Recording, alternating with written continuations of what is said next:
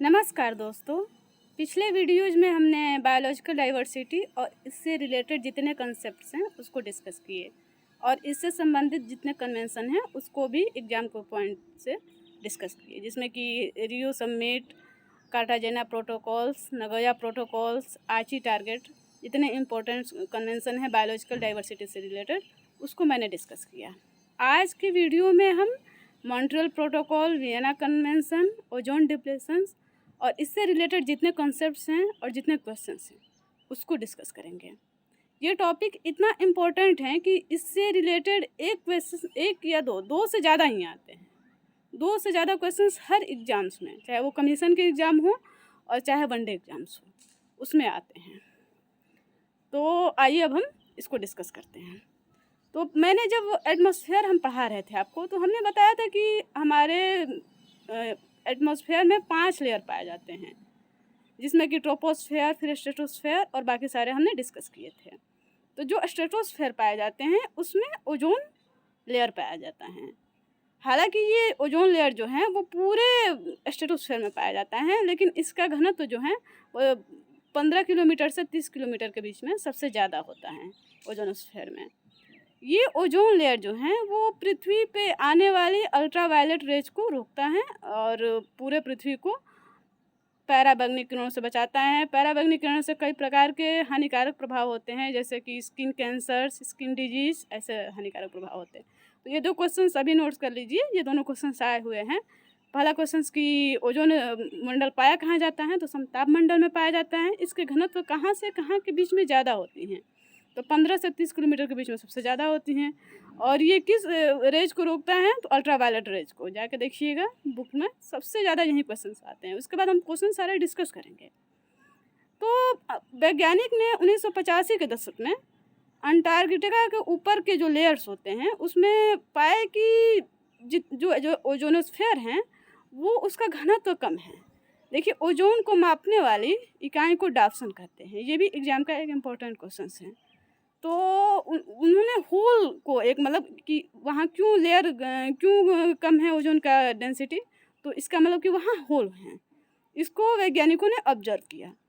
तो अब इसको फिर अवेयरनेस फैलाने के लिए एक ग्लोबल मंच पे एक कन्वेंशन ऑर्गेनाइज किया गया था। मैंने पहले बताया कि कन्वेंशंस में सारे लोग इकट्ठे होते हैं और तब जितने भी कंट्रीज हैं, वो जितनी पार्टीज हैं या कंट्रीज हैं वो इकट्ठे होती हैं और तब किसी प्रोटोकॉल्स पे सहमति बनती हैं। तो 1985 में वियना कन्वेंशंस आयोजित किया गया और उसमें मॉन्ट्रियल प्रोटोकॉल पे एग्रीमेंट बना। चूँकि 16 सितंबर 1987 को मॉन्ट्रियल प्रोटोकॉल साइन हुआ था, इसलिए 16 सितंबर को हर साल ओजोन दिवस मनाया जाता है। तो हमने बताया कि वियना कन्वेंशन जो था वो 1985 में लाया गया और उसमें प्रोटोकॉल्स 1987 में उसी आधार पे मॉन्ट्रियल प्रोटोकॉल्स लाया गया। तो ये पहला कन्वेंशन था वियना कन्वेंशंस, जो कि जिसका यूनिवर्सल रेटिफिकेशन हुआ था, अर्थात सब लोग इसको साइन किए थे। हालांकि ये बाइंडिंग नहीं था, बाइंडिंग जो था वो प्रोटोकॉल्स था, मॉन्ट्रियल प्रोटोकॉल्स। इसमें पूरी तरीके से डिफाइन किया गया कि ओजोन डिप्लेशन के क्या क्या कारण हैं। आप भी याद रखिए, ये एग्जाम्स के लिए यही क्वेश्चन आता है। ओजोन डिप्लेशन में नाइट्रिक ऑक्साइड और इससे संबंधित जितने गैसेस होते हैं और CFC, ये सारे गैसेस जो हैं वो ओजोन डिप्लेशन के कारण होते हैं। चूँकि CFC गैसेस जो होती हैं वो बहुत ही क्रियाशील होती हैं। वो ओजोन मंडल में पाए जाने वाले O3 के ऑक्सीजन के अणु से क्रिया करके और एक मुक्त ऑक्सीजन लेके और एटमॉस्फेयर में मिल जाती हैं। जैसे वो HNO3 से H लेगी हाइड्रोजन से, और Cl और ऑक्सीजन से ओजोन से O लोगी HClO हाइपोक्लोरस एसिड, और ये बन के वो एटमॉस्फेयर में विलीन हो जाती हैं। तो इस तरीके से ओजोन का डिप्लेशन होता है। तो आप इस पॉइंट को याद रखिए कि CFC गैसेज और HNO3 नाइट्रिक गैसेज, ये सारे हानिकारक होते हैं ओजोन लेयर के लिए। और इसको जो मार्केट में आते हैं, निकलते कहाँ से CFC, तो ये मैक्सिमम रेफ्रिजरेटर होता है या फिर एसिज, वातानुकूलित जितने उपकरण होते हैं उससे निकलते हैं। इसको मार्केट में फ्योन्स भी बोला जाता है, ये भी इम्पोर्टेंट्स हैं। तो ये फिर 1987 में आपका वियना कन्वेंशन साइन हुआ CFC को बैन करने के लिए।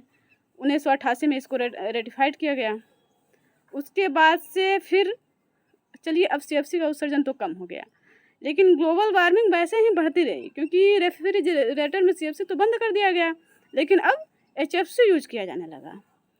तो इस तरीके से ग्लोबल वार्मिंग, ओजोन डिप्लेशन तो कम हो गया ये मुद्दा, लेकिन ग्लोबल वार्मिंग स्टार्ट हो गई। तो इसी वजह से 2016 में किगाली एग्रीमेंट लाया गया उसको अमेंडमेंट के लिए, और उसमें HFC गैस को यूज करने के लिए रोकथाम बनाया गया, क्योंकि आज के डेट में ओजोन डिप्लेशन से एक तो मुद्दा है ही, ग्लोबल वार्मिंग उससे भी बड़ा मुद्दा बन गया है। तो ये एग्ज़ाम में देखिए इससे 3 क्वेश्चंस बनते हैं। एक तो ये बनता है कि किगाली एग्रीमेंट किससे संबंधित है, तो मॉन्ट्रियल प्रोटोकॉल से संबंधित है। ये क्वेश्चंस मतलब थोड़ा टफ बनता है तो बन जाता है। और किगाली एग्रीमेंट कब हुआ, 2016 में हुआ। इसमें किस गैस को रोका गया, तो HFC को। और मॉन्ट्रियल प्रोटोकॉल में किस गैस को रोका गया था, तो CFC को। तो आप लोगों ने अभी ओजोन लेयर की उपस्थिति और इससे संबंधित जितने कन्वेंशंस हैं और प्रोटोकॉल्स हैं उसको डिस्कस कर लिए। ओजोन लेयर समताप मंडल में उपस्थित होता है, और इसके डिप्लेशन से रिलेटेड जो पहला कन्वेंशन लाया गया था वियना कन्वेंशंस, और उसके बाद उस कन्वेंशन में प्रोटोकॉल्स लाया गया जिसे मॉन्ट्रियल प्रोटोकॉल बोला गया, और उसके बाद उसके इम्प्रूवमेंट के लिए एग्रीमेंट लाया गया जिसे किगाली एग्रीमेंट कहा जाता है। इसका क्रोनोलॉजी भी आप लोग याद रखिएगा कि 1985 में वियना कन्वेंशन लाया गया, 1987 में मॉन्ट्रियल प्रोटोकॉल्स लाया गया, और 2016 में किगाली एग्रीमेंट लाया गया। और इसके रीज़न क्या थे, CFC को रोकने के लिए मॉन्ट्रियल प्रोटोकॉल्स हुआ, और HFC को रोकने के लिए वियना किगाली एग्रीमेंट हुआ। तो ये जितने भी क्रोनोलॉजी हैं इसको अच्छे से आप लोग याद रखिए। अब इसको हम PDF के माध्यम से जितने इम्पोर्टेंट लाइन्स है उसको सॉर्ट आउट कर लेते हैं एग्जाम्स के पॉइंट से, क्योंकि PDF के माध्यम से एक एक पॉइंट जो हैं वो सॉर्ट आउट किए जा सकते हैं। तो आइए अभी हम इसको PDF के माध्यम से देख लेते हैं। वियना कन्वेंशन को हम समझा चुके हैं, एक बार इसके जो इम्पोर्टेंट पॉइंट्स हैं वो आप देख लीजिए। इसमें जो इम्पोर्टेंट पॉइंट्स हैं उसको मैंने हाईलाइट भी कर दिया है। 1985 में ओजोन परत के सुरक्षा के लिए ये सम्मेलन आयोजित की गई वियना कन्वेंशन, और उन्हें इसकी जो परिणति हुई वो 1987 में हुई। ये ओजोन परत को क्षय करने से बचाने के लिए ये सम्मेलन आयोजित की गई थी, और इसे फ्रेमवर्क कन्वेंशन भी कहा जाता है। ये एक पहला कन्वेंशन था जो कि सब लोगों ने साइन किया था, इसलिए ये सर्वाधिक सार्वभौमिक सत्यापन, मतलब पूरे सब जितने देश हैं जितने भागीदार लिए थे उन्होंने सब लोगों ने इसको सत्यापित किया था, सभी लोग रेटिफाई किए थे। तो ये सर्वाधिक सत्यापन वाला पहला कन्वेंशन है, और अभी तक का एकमात्र कन्वेंशन है जिसको कि सार्वभौमिक सत्यापन प्राप्त हुआ है। हालांकि वियना कन्वेंशन के अंतर्गत CFC के उपयोग में कमी लाने के लिए कोई बाध्यकारी नियम नहीं है। जो बाध्यकारी नियम है वो मॉन्ट्रियल प्रोटोकॉल में लाया गया। तो अब हमने आपको बताया कि ओजोन क्षरण है तो एक पहले वियना कन्वेंशन हुआ, उसके बाद से उसी के अंतर्गत मॉन्ट्रियल प्रोटोकॉल लाया गया। भारत इसको 1991 में हस्ताक्षर और सत्यापन किया था। अब रहा आपका मॉन्ट्रियल प्रोटोकॉल। तो मॉन्ट्रियल प्रोटोकॉल जो था वो 16 सितंबर 1987 को अपनाया गया। 85 में वियना कन्वेंशन हुआ था, और 87 में 16 सितंबर 1987 को ये अपनाया गया मॉन्ट्रियल प्रोटोकॉल्स, और 1 जनवरी 1989 से ये प्रभाव में लाया गया। तो यही 16 सितंबर 1987 को अपनाया गया था, इसलिए 16 सितंबर को ओजोन क्षयकारी दिवस मनाया जाता है, ओजोन परत के क्षरण के लिए ओजोन दिवस। इसका मेन वही टारगेट था कि ओजोन उत्पादन एवं उपभोग में कमी हो। ओजोन परत के क्षरण के लिए जो CFC उत्पादन के लिए जैसे कि फ्यूम्स गैस हैं, जितने रेफ्रिजरेटर्स हैं, बाकी सब चीज़ों के लिए, तो उसके उपभोग में कमी हो, तो इसी के लिए ये प्रोटोकॉल्स लाया गया था। ये एक बाध्यकारी समझौता है। वियना कन्वेंशन बाध्यकारी नहीं है, लेकिन मॉन्ट्रियल प्रोटोकॉल्स जो हैं वो बाध्यकारी हैं। इससे संबंधित कुछ और भी सम्मेलन हुए, तो उसमें से एक 1989 में हेलसिंकी सम्मेलन था, दूसरा 2013 में बैंकॉक में MOP 25 हुआ था, मॉन्ट्रियल प्रोटोकॉल सम्मेलन। तो ये 25वीं सम्मेलन थी। 2014 में पेरिस में सम्मेलन हुआ था, 2015 में दुबई में हुआ था, और 2016 में किगाली, जो कि रवांडा में है, एक शहर है किगाली, वहाँ हुआ था। किगाली का कंसेप्ट यही था। ये एग्जाम में कई बार क्वेश्चन आ भी गया है किगाली वाला, क्योंकि पहले CFC के बैन करने के लिए 1985 में कंसेप्ट लाया गया, तो उससे ओजोन डिप्लेशन तो रुक गया, लेकिन ग्लोबल वार्मिंग स्टार्ट हो गई। तो इसमें HFC को रोकने के लिए फिर समझौता किया गया, तो इसे किगाली समझौता कहा जाता है। तो ये रहा आपका। इसके बाद भारत मॉन्ट्रियल प्रोटोकॉल पर 1992 में हस्ताक्षर किया।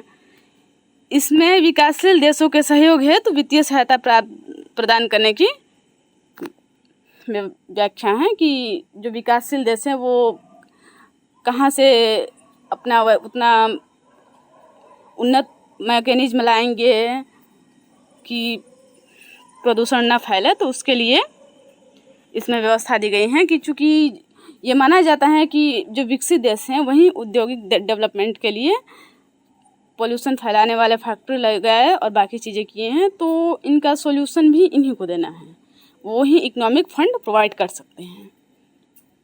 हालांकि क्योटो प्रोटोकॉल में भी यही है, साझेदारी विविधता के साथ। तो इसमें भी मॉन्ट्रियल प्रोटोकॉल में भी ये लाया गया था।